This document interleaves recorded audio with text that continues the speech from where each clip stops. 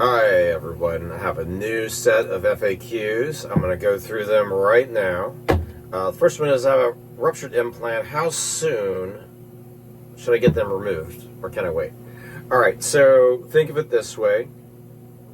We don't drive our cars with deflated tires. So if you have a ruptured implant, although it's not a medical emergency, it still should be taken out. I always prefer sooner rather than later. If it's a saline deflation, that's not going to be as important. But if it's a intracapsular rupture, I would prefer that it be taken care of before potentially it becomes an extracapsular rupture. So sooner rather than later. Next one. I have a capsular contracture. Does this impact my explant surgery? So capsular contracture can be for a variety of reasons.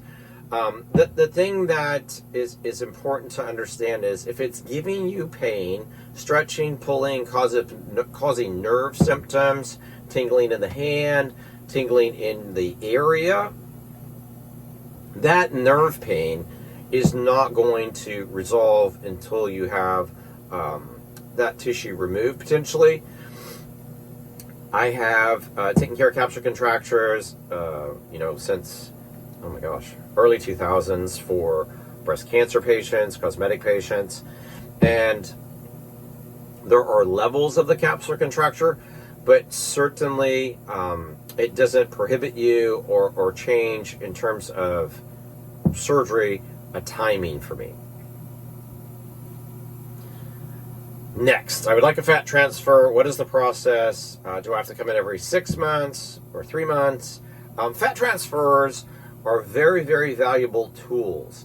I have certain specific criteria for my patients who want fat transfers. So if you go through this short process, we look at your functional genetics, we look at your toxicity testing. So toxicity testing in our environment is we use a urine test that checks for environmental toxins, things like phthalates, parabens, glyphosates.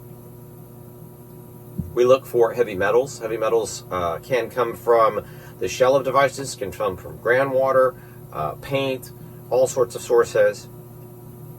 Then we look at mycotoxins.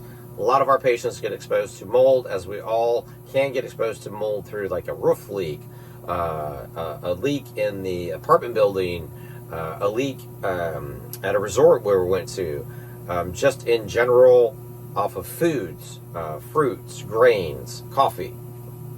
So once all that's been determined, we'll examine those results, set up a detoxification program with my detox team, and then work to help either preoperatively improve that or delay the fat transfer if we don't feel like we can. Fat transfers themselves work incredibly well, and I want to offer them as often as possible as a simultaneous procedure.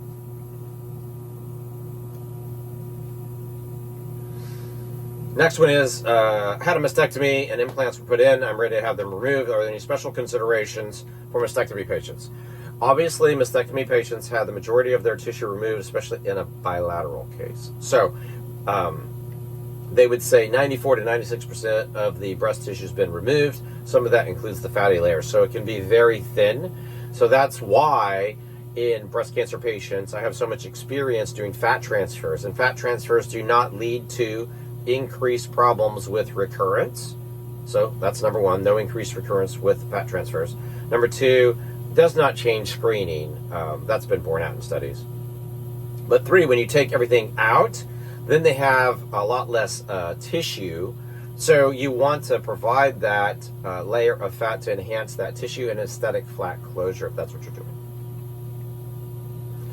And finally, I've had 3 previous breast implant surgeries. I am terrified of how I'm going to look. What are my surgical options? Can I have a fat transfer, a lift, or a lift and fat transfer?